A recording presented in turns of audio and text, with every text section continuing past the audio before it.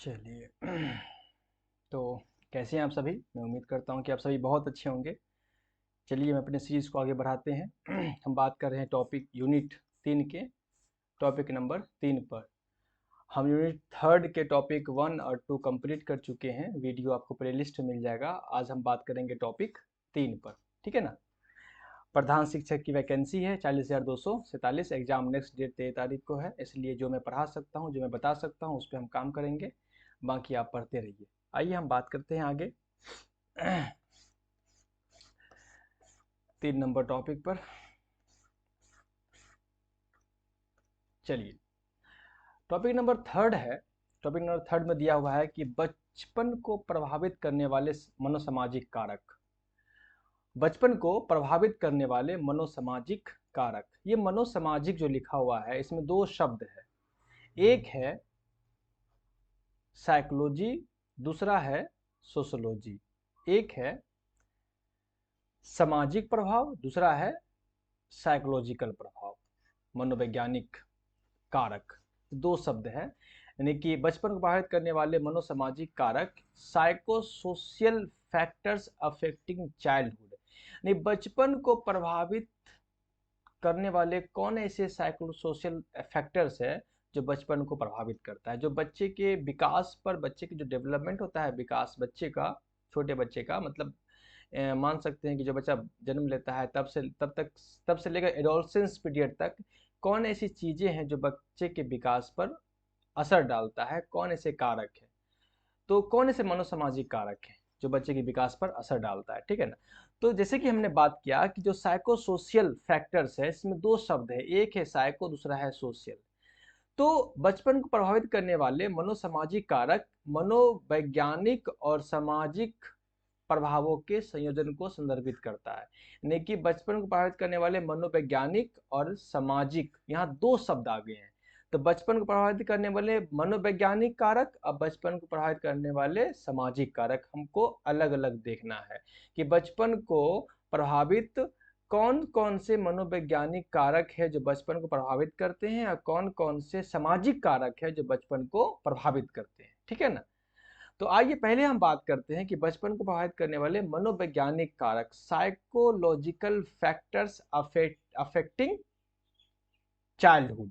Psychological factors affecting childhood, ठीक है ना, अफेक्टिंग चाइल्डहुड।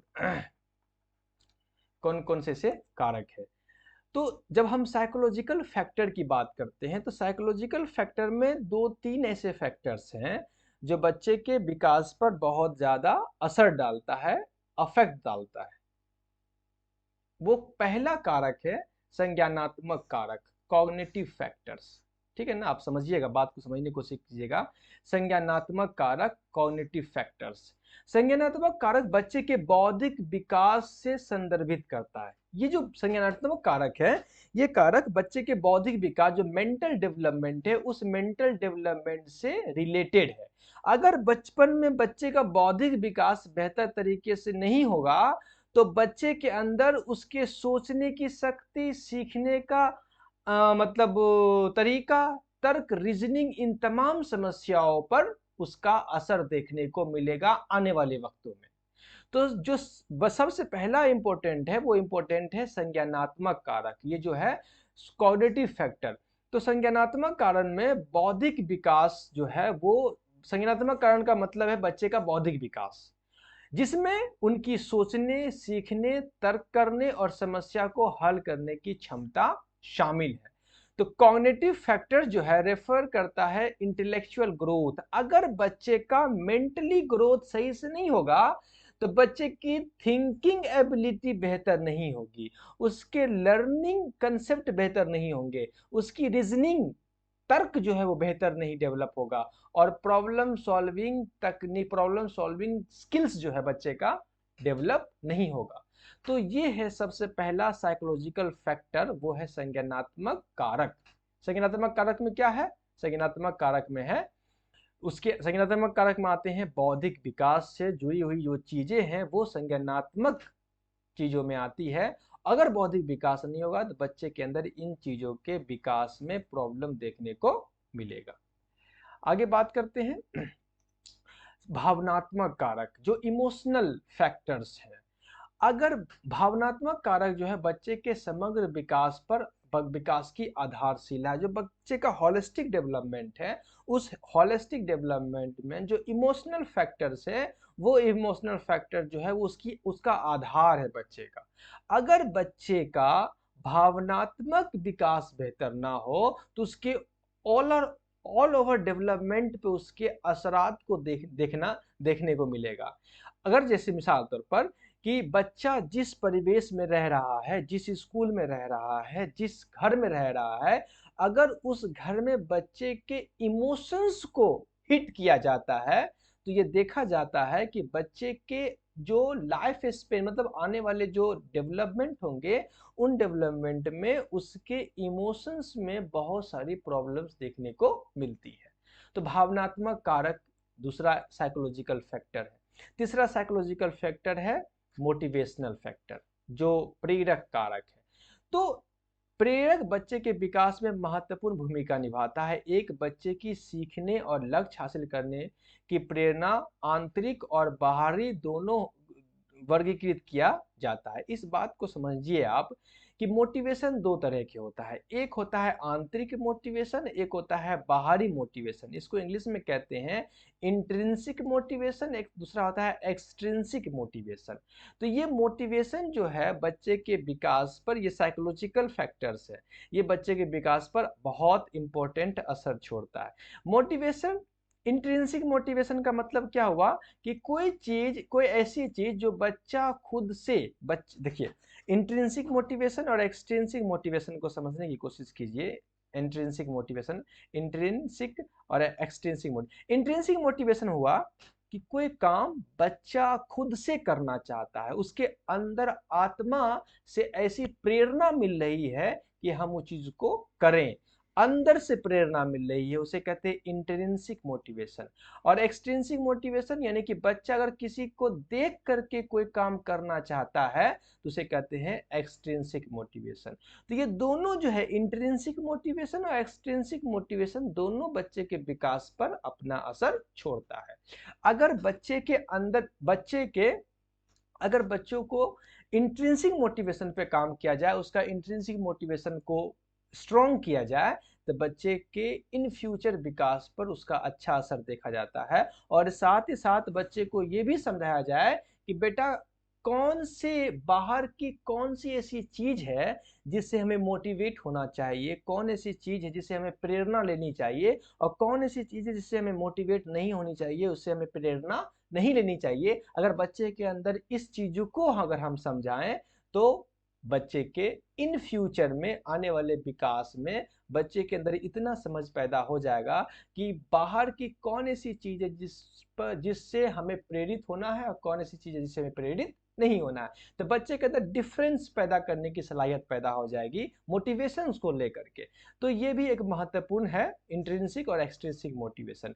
और दूसरा है भावनात्मक इमोशनल फैक्टर्स। इमोशनल फैक्टर्स की माता पिता, देखिए भावनात्मक कारक बच्चे के समग्र विकास पर एक बहुत असर छोड़ता है। बच्चों को उनकी भावनाओं को समझने और प्रतिबंधित करने में मदद करने के लिए माता पिता और देखभाल करने वालों का भावनात्मक समर्थन महत्वपूर्ण है। इमोशंस आप जानते हैं कि जब बच्चा एडोलसेंस पीरियड में होता है ना, जब बच्चा 12 से लेकर के 18 साल की उम्र में होता है, तो उस वक्त उसका इमोशंस बहुत हिला हुआ रहता है, उसे अपहीवल कहते हैं, यानी उसके इमोशंस पे उसका कोई कंट्रोल नहीं होता है।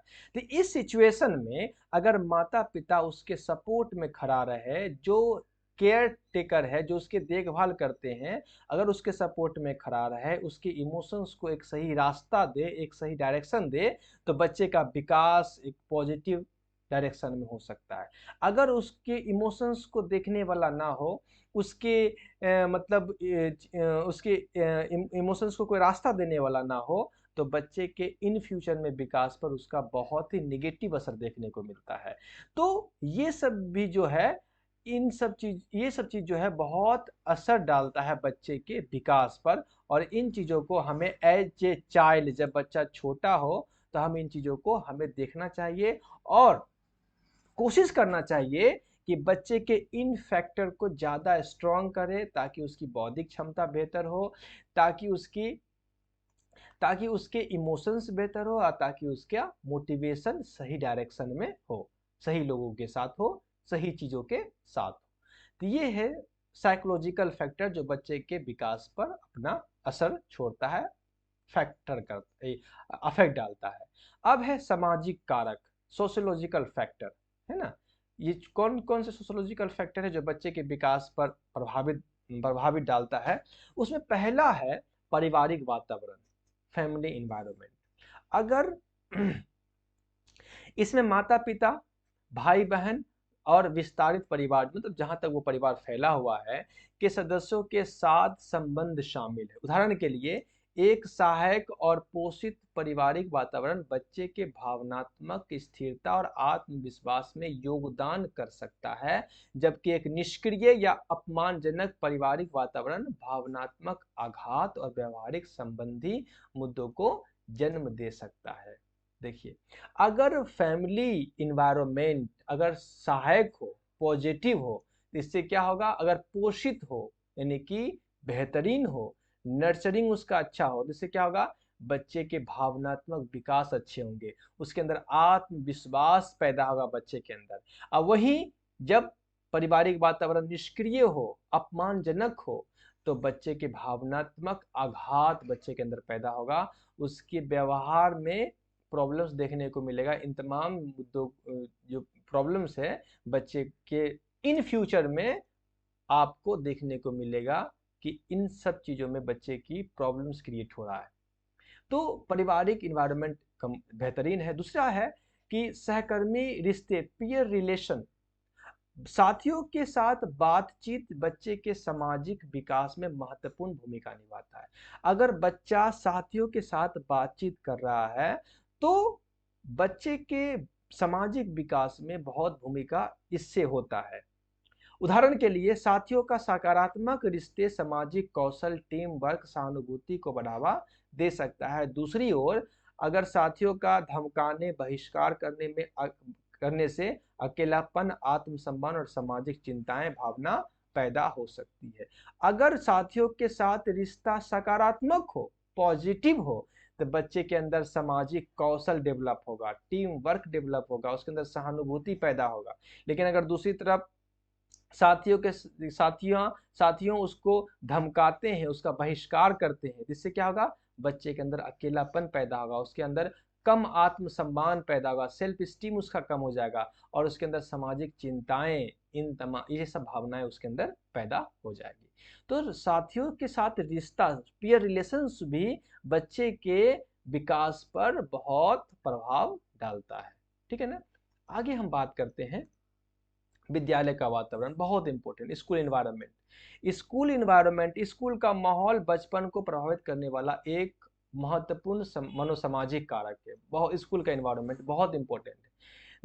अगर देखभाल करने वाला शिक्षक, सहायक साथियां और आकर्षक सीखने के अवसर अगर बच्चे को प्रदान हो, तो बच्चे के अंदर सकारात्मक स्कूल का माहौल, शैक्षणिक सफलता, आत्मविश्वास और सामाजिक कौशल को बढ़ावा मिलता है। इसके विपरीत अगर बदमाशी, शैक्षणिक दबाव, शिक्षकों से अपर्याप्त समर्थन और जैसे नकारात्मक अनुभव जो है, शैक्षणिक संघर्ष और कम आत्मसम्मान और भावनात्मक संकट का कारण बन सकता है।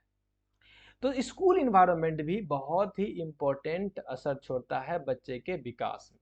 अगर बच्चे स्कूल का इन्वायरमेंट पॉजिटिव हो, सकारात्मक हो अगर स्कूल का इन्वायरमेंट, तो उससे क्या होगा, बच्चे को एक बेहतर शैक्षणिक माहौल मिलेगा, उसके अंदर आत्मसम्मान पैदा होगा, उसका सामाजिक कौशल डेवलप होगा। और उसके विपरीत अगर स्कूल का माहौल बेहतर नहीं हो तो अगर नहीं हो, बच्चे के साथ बदमाशी हो रहा हो, शैक्षणिक दबाव दिया जा रहा है बच्चे को, शिक्षकों के साथ अपर्याप्त समर्थन है बच्चे का, अगर नकारात्मक अनुभव बच्चे को मिल रहा है स्कूल से, तो इन तमाम चीज़ों से क्या होगा, बच्चे का उसका शैक्षणिक संघर्ष पैदा होगा, यानी कि बच्चे जो है वो स्ट्रगल करना शुरू कर देंगे, कम आत्मसम्मान बच्चे के अंदर पैदा हो जाएगा, भावनात्मक संकट बच्चे के अंदर पैदा होगा। तो ये सब चीज़ बच्चे के अंदर डेवलप हो सकता है।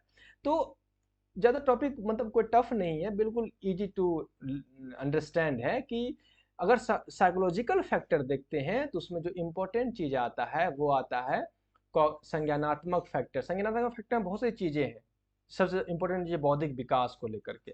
दूसरी अगर चीज़ें देखते हैं तो जो अगर साइकोलॉजी में देखते हैं तो भावनात्मक फैक्टर, फिर मोटिवेशनल फैक्टर जिस पे हम बात कर चुके हैं अच्छे तरीक़ा से। फिर आगे बात करते हैं सामाजिक फैक्टर में देखते हैं तो घर का माहौल बहुत इंपॉर्टेंट है, दोस्तों के साथ रिश्ता रिलेशन ये बहुत इंपॉर्टेंट है, फिर स्कूल का एनवायरनमेंट ये बहुत इंपॉर्टेंट है। तो ये छोटी सी टॉपिक है जो जो आपको समझने में बिल्कुल आसान होगा, आप समझ गए होंगे। नेक्स्ट वीडियो में इससे रिलेटेड क्वेश्चंस को कर लेंगे, कुछ 4-5-10 क्वेश्चंस को कर लेंगे ताकि आपको टॉपिक बिल्कुल इजी टू अंडरस्टैंड हो जाए। तो नेक्स्ट वीडियो में मिलते हैं, तब तक के लिए अपना ख्याल रखें। Okay, bye.